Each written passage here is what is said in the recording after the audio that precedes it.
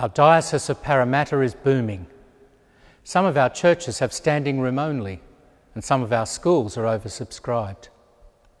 We have new parishes, churches and schools to build, as new housing estates, whole new suburbs spring up around us. We have the youngest average age of any diocese in Australia, many young families and young adults. We have the most ethnically diverse diocese in the world, and real faith, deep piety. There is energy here, all sorts of possibilities. Of course, it's uneven. In some parts of our diocese, there are probably too many churches and masses, while others have too few. We don't have as many clergy and religious as we'd like, nor as many lay people in ministry. Demographic change means some of our parish boundaries, churches and activities might be in the wrong places. And there are people we'd like to see at church more often. Evangelising, bringing the gospel to those who've never known Christ and bringing it anew to those who already should, is key to the future of our diocese. We need a new burst of missionary zeal, being welcoming places where people come closer to God and serve His people is key to the future of our parishes and agencies. We need a new explosion of pastoral energy. This year past, we've celebrated the Silver Jubilee of Pope John Paul II erecting the Diocese of Parramatta. In 2012, the whole Church marks the Golden Jubilee of the opening of the Second Vatican Council. Pope John XXIII gathered the world's bishops together as one to consider how the Church might best renew herself and respond to the internal and external challenges of today. To mark this, the Church in Australia will celebrate a year of grace from the coming Pentecost, and the Church throughout the world will celebrate a year of faith from later this year. Grace is our experience of God, of His free and undeserved gifts, gifts like our creation, redemption, very existence, like our participation in God's Word and sacraments in the Church, like our personal vocation as God's adopted children. Faith is our saying yes to those graces, making them our own, responding to them. Our two overlapping celebrations are, as Pope Benedict has said, a chance for an ever fuller conversion to God, to strengthen our faith in Him and to proclaim Him with joy to the people of our time. How are we to live our faith with vitality here in Western Sydney?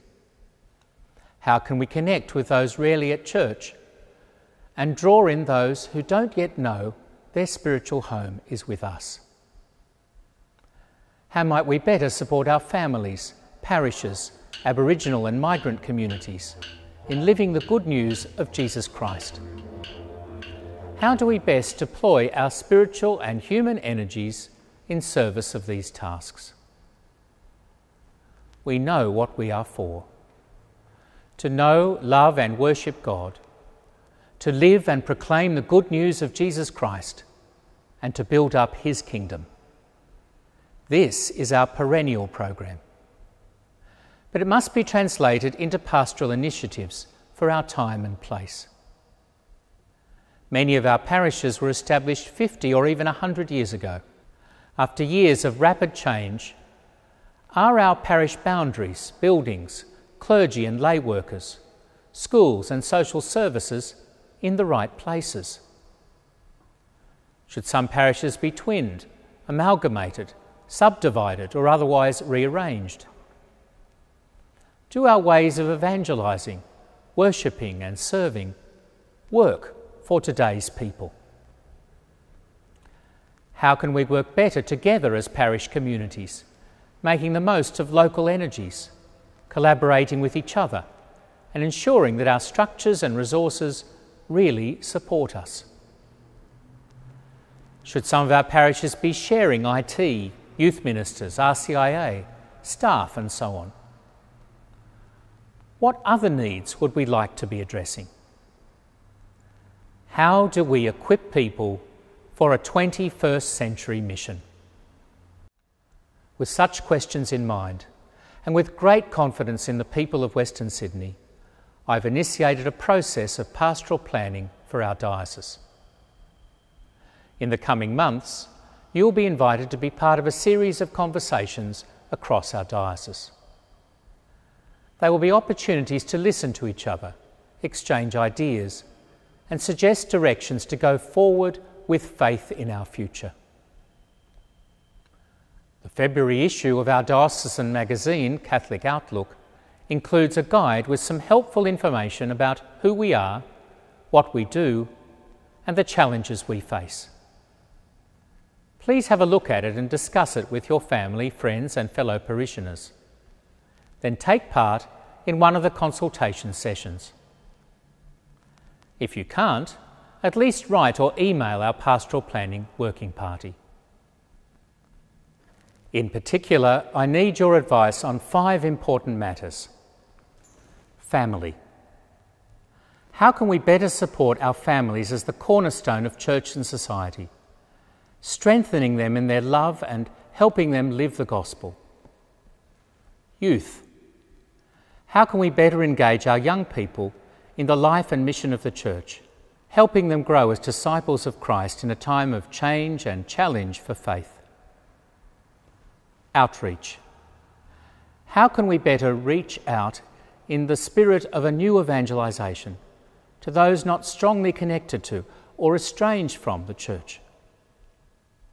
Ethnicity. How can we better celebrate our ethnic diversity, build on the strengths and meet the spiritual needs of multicultural Western Sydney, now and in the years ahead?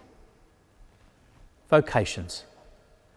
How do we call forth, nurture and support vocations to the priesthood and religious life, as well as to lay ministries? In due course, our pastoral planning team will use the information we receive from you and others as the basis of recommendations for a diocesan pastoral plan to take us forward from 2013. Please get involved. Bring your vision and passion to the future of faith that awaits us. Pray for wisdom and courage for our diocese, to be the best church we can be for Western Sydney amidst the opportunities and challenges of today. That's what we want. To fulfil God's dreams for us, God's charge to us to bring Christ and his gospel to life, to reality, to our world.